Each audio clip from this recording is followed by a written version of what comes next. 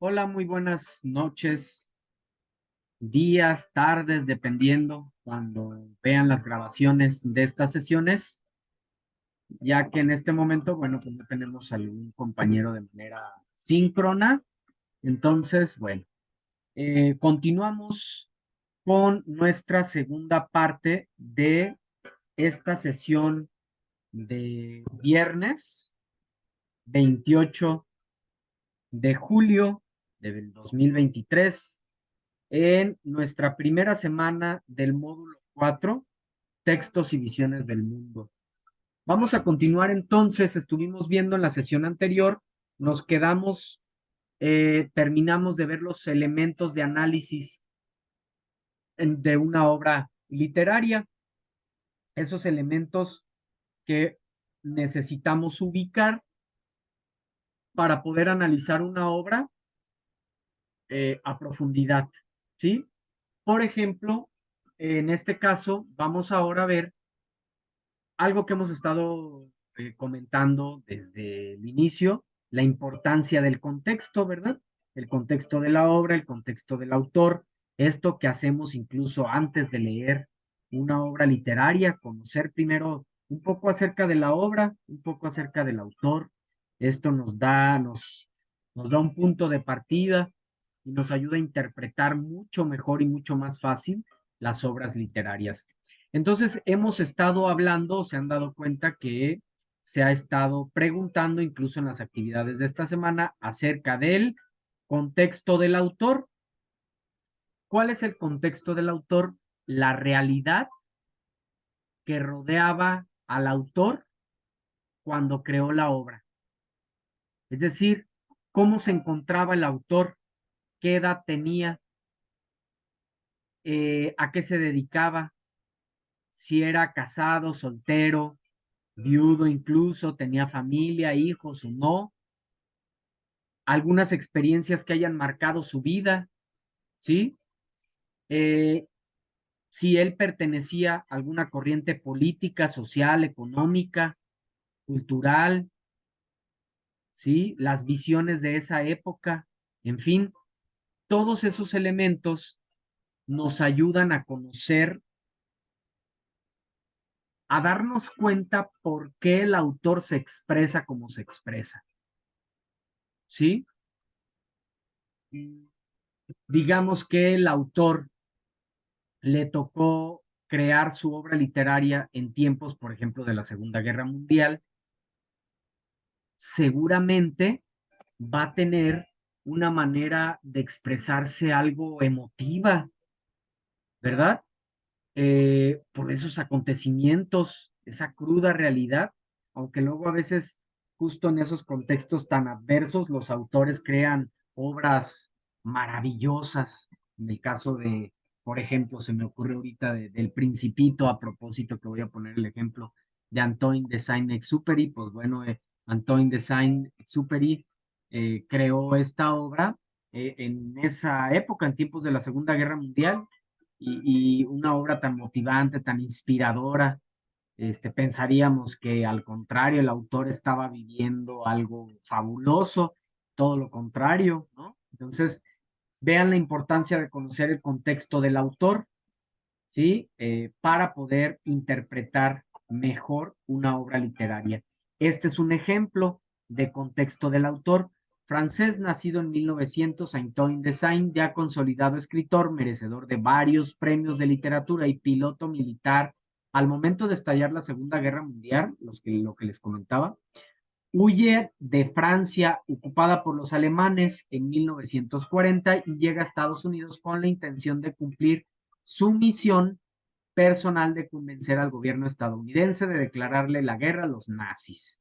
Una vez en Estados Unidos, bajo un estado de salud deficiente y una crisis personal aún peor, en una gran mansión de Long Island y por insistencia de una de sus esposas, de las esposas de sus editores, Elizabeth Reynal, Antoine de Saint se dedica por completo a la creación, escritura e ilustración del Principito. Hasta entonces se había dedicado puramente a escribir novelas para adultos en los cuales al igual que El Principito, plasma sus experiencias personales como adulto, aviador, niño y esposo. Finalmente termina de escribir esta obra en octubre de 1942, pero fue publicada hasta abril de 1943.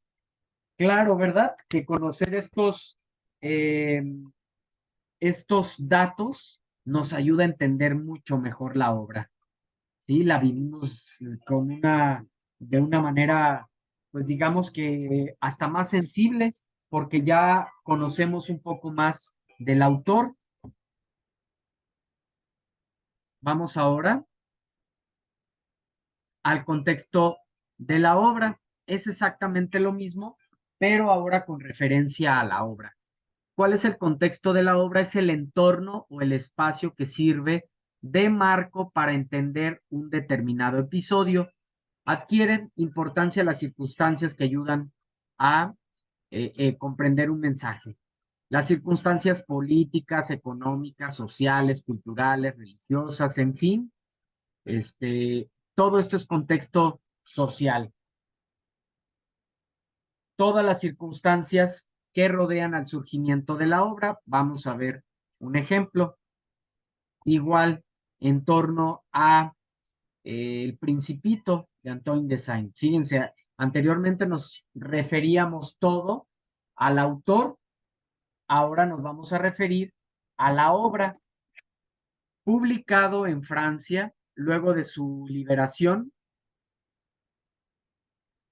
y considerado ya en el siglo XX como uno de los mejores libros dentro de ese país.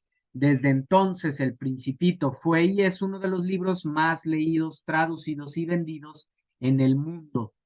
Desde su primera publicación, ha sido recibido positivamente por parte de los lectores, por lo que se ha reformulado muchísimas veces en versiones distintas y adaptados a varios soportes artísticos como musicales, canciones, obras de teatro, en fin. Sin embargo, pues bueno, si leemos esta obra en esta época, es necesario añadir el contexto de recepción también, de la época, porque bueno, no es lo mismo esta obra, por ejemplo, que fue creado en este tiempo y al momento en el que nosotros la leemos, en este momento es un contexto completamente distinto. Hay que ubicar esos espacios, tanto contexto de producción como contexto de recepción. Entonces, para concluir, contexto del autor, contexto de la obra es conocer al autor y conocer la obra, el espacio donde fue creada y conocer un poco más del autor, porque pues esto nos da un parteaguas, ¿verdad?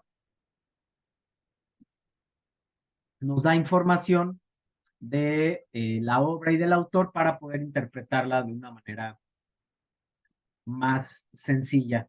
Y bueno, aquí les dejo unos ejemplos de análisis de unas obras, por ejemplo, en este caso es el análisis literario de Romeo y Julieta, de William Shakespeare, ¿sí?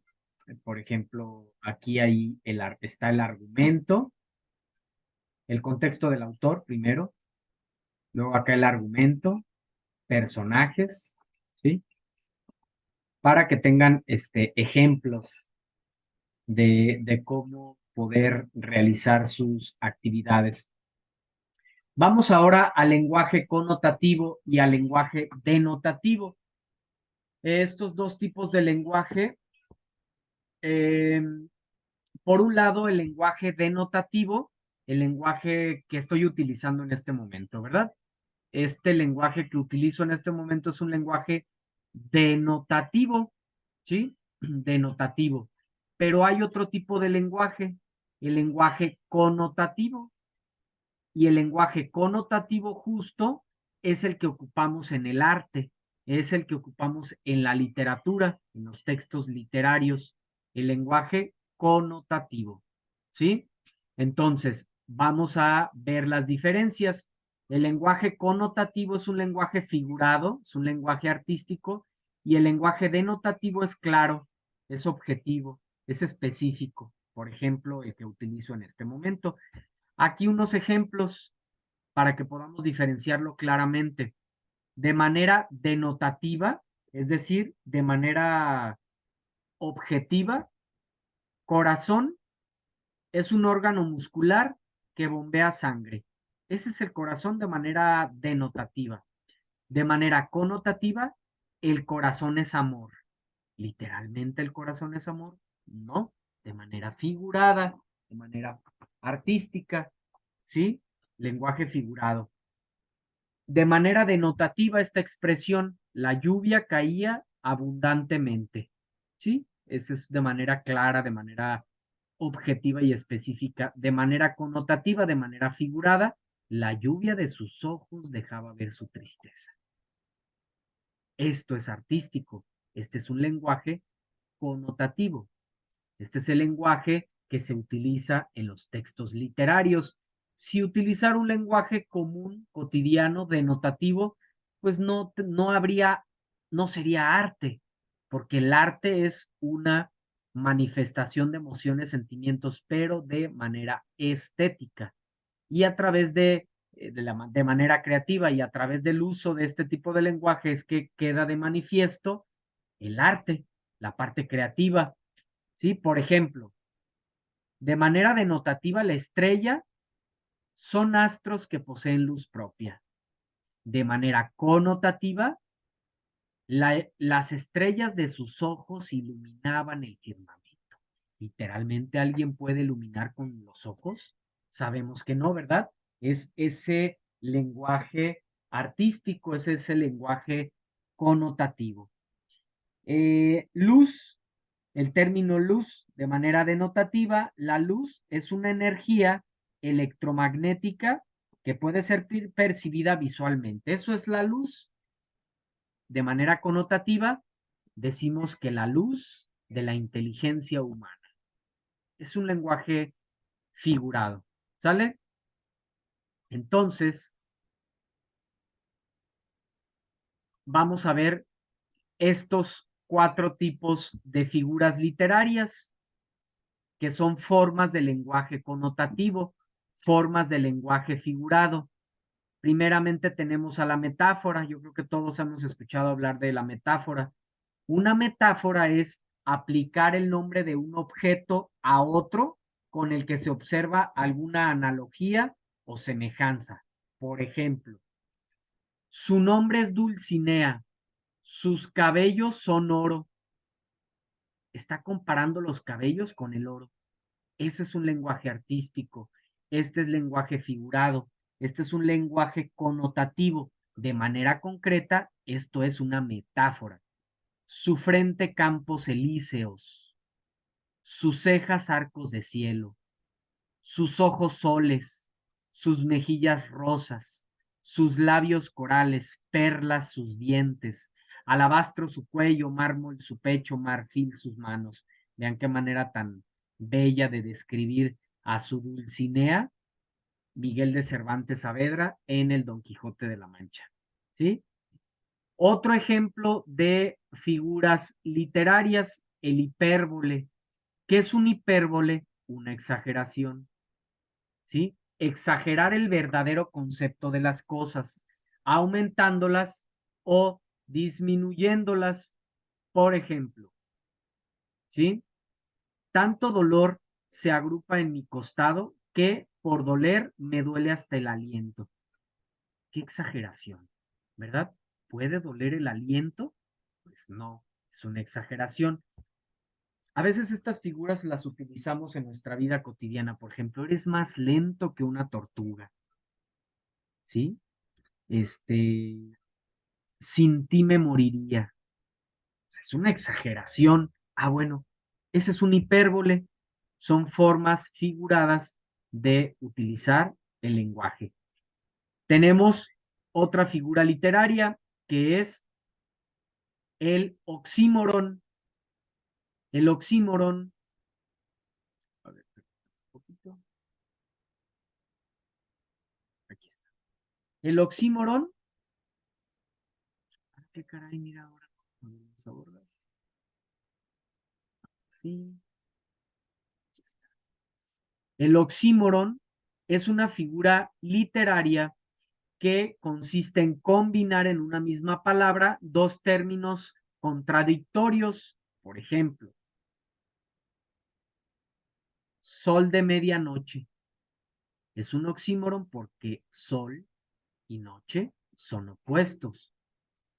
También la expresión calma, tensa. O a ver, o hay calma o hay tensión. ¿Sí? Contradictorios. Altibajo. ¿Sí?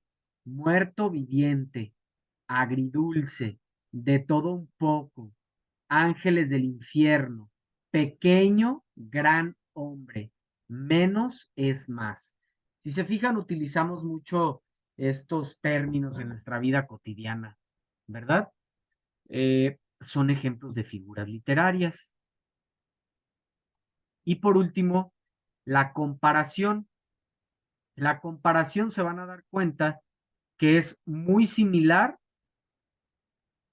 a eh, la metáfora, muy similar a la metáfora. ¿Cuál es la diferencia con la metáfora? La diferencia es que la comparación justo lleva el cómo, ¿sí? Se le conoce como comparación o símil, ¿sí? Ejemplo, fíjense bien. Sus manos son suaves como el terciopelo. Está comparando literalmente, porque utiliza el cómo. Fíjense, lo convertimos en una metáfora, ¿sí? ¿Cómo es una metáfora? Sus manos de terciopelo. Estamos diciendo lo mismo, pero sin utilizar el cómo. La metáfora no utiliza el cómo. Es exactamente lo mismo, nada más que, vuelvo a repetir, la comparación lleva el cómo. Eres duro como el acero, como el acero. Esta es una comparación, es una figura literaria, es una forma de crear arte por medio de la palabra. La calle estaba oscura como la boca del lobo. ¿Cómo? Tus ojos son como dos esmeraldas.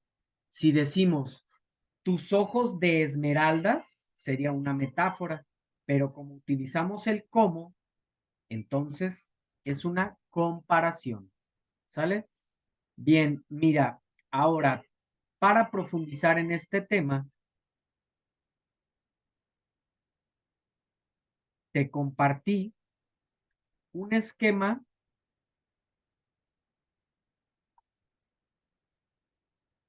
en el foro de novedades, que es este, ¿sí?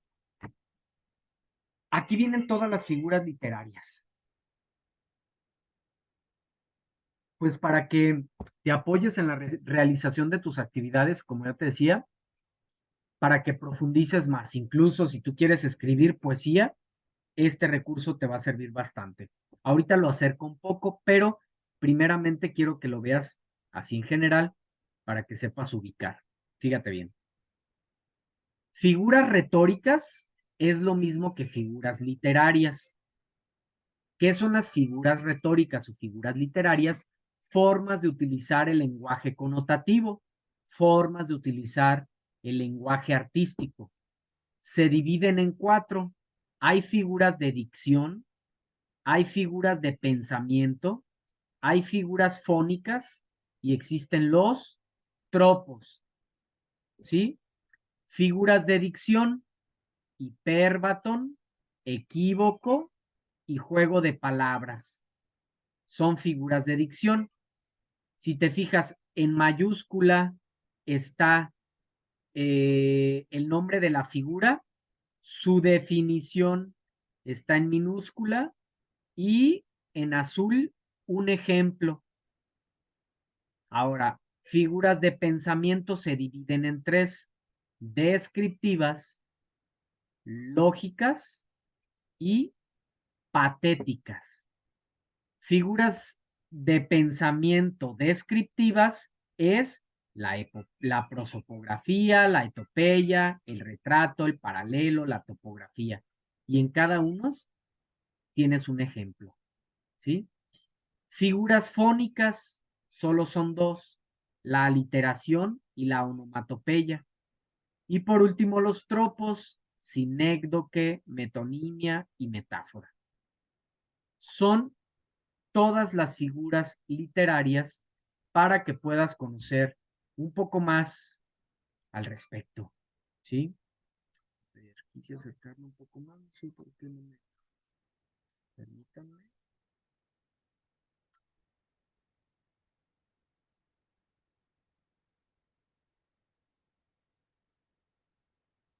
Aquí,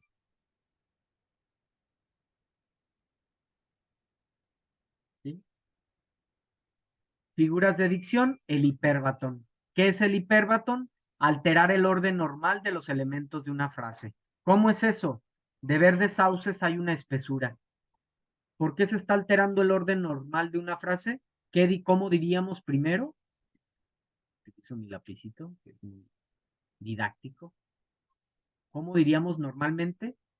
Hay una espesura de verdes sauces, pero alteramos el orden normal para crear una figura literaria, en este caso hiperbatón. Bueno, alteramos el orden. De verdes sauces hay una espesura.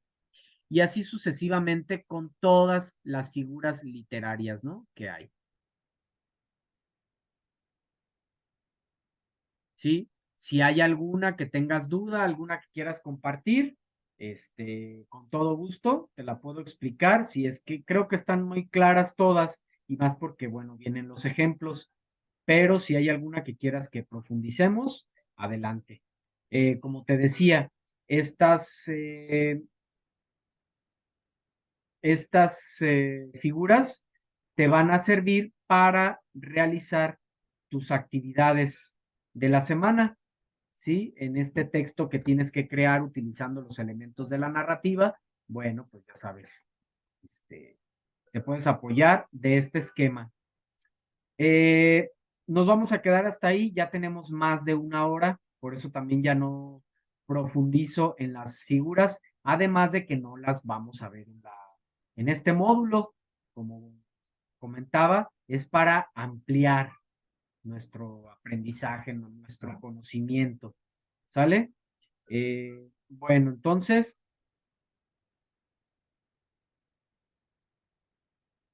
permítanme unos segundos.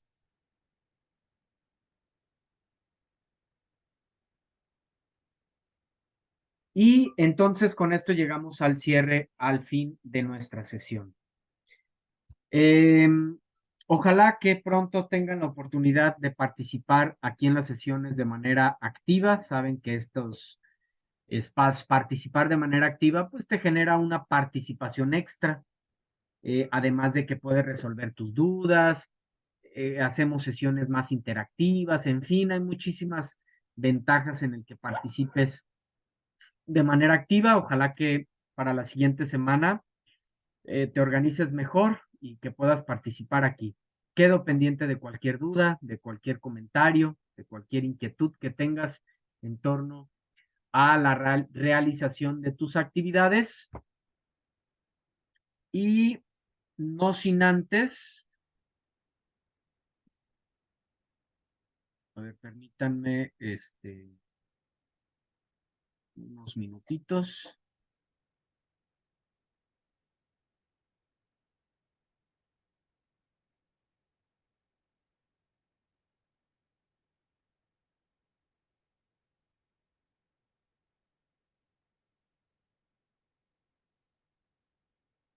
Quería retomar, pues sí, es que lo hemos estado abordando al explicar todos los temas, ¿no? Y aparte, bueno, como les decía, pues sería necesario que ustedes estuvieran aquí presentes para dar respuesta a alguna inquietud que hubiese, pero, pero igual lo comparto aquí rápidamente antes de irnos.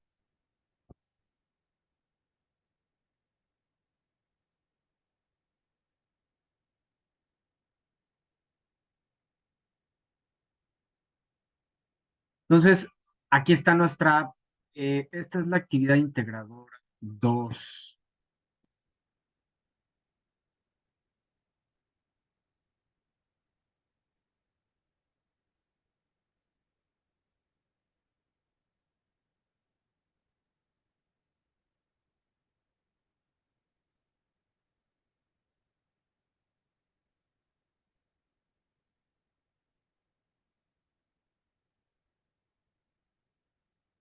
Caray, una disculpa, está aquí tardando más de lo esperado. Aquí está ahora sí. ¿Qué les comento rápidamente? Todo esto ya lo explicamos, ¿sí? Este, sabes que hay que leer estos 3 textos e identificar los elementos de análisis, ¿verdad? Que ya explicamos. Una obra de estas es narrativa, otra es poética, otra es dramática, inclusive con el esquema que te compartí y la sesión anterior, tú podrías decirme incluso, no sé, por ejemplo, esta obra es narrativa, género narrativo, subgénero, porque nos pregunta el género nada más. Género, bueno, el género es narrativo y el subgénero novela. ¿Podrías profundizar? ¿Sí? Trata de que en estos puntos, con base en los elementos de la tabla, cómo se relaciona el contexto de cada autor con su obra. Pues es que el autor estaba viviendo una situación muy adversa, donde no, en ese tiempo no tomaban en cuenta mucho la palabra, la participación de las mujeres de una manera activa, y esta autora, este autor, pues lo expresa en su novela, ¿sí? Entonces, tratemos de justificar que todas nuestras participaciones estén justificadas. Por ejemplo, acá redacta un breve comentario en el que contrastes las 3 formas de transmitir un mensaje de cada autor con su obra. Entonces, cada autor, contrástalo. Bueno, pues, por ejemplo, un autor utiliza la narrativa para contarnos una historia que tiene que ver con los sucesos que acontecían. Otro autor utiliza los versos para contarnos su historia, este, y de acontecimientos que él estaba viviendo, en fin. Y contrastar la forma de ver del autor o de la autora en este caso con la tuya, ¿sale?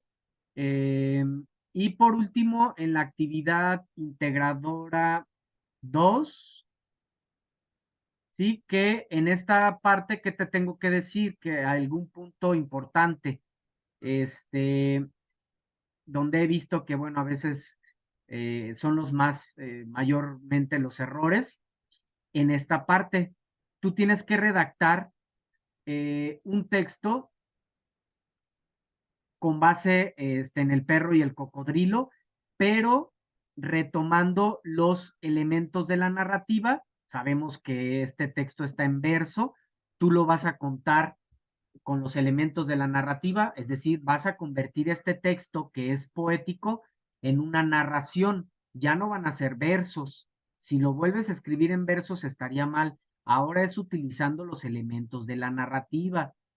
Tienes que utilizar un narrador, personajes, los mismos personajes que participan, y expresiones del lenguaje literario, ¿sí? Donde los acabamos de ver, las figuras literarias. Entonces utiliza el lenguaje figurado, el lenguaje connotativo para contar esta historia.